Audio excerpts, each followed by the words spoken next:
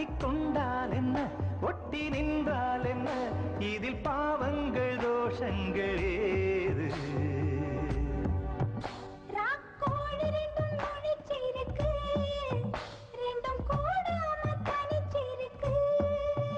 உள்நாடிதான் நெருப்பா கொதிக்க, நடுச்சாம வேளையில் வாடையடிக்க, கண் பார்வைதான் பழமாச்சிலக்க, மெதுவாவே நீ மின்னலடிக்க.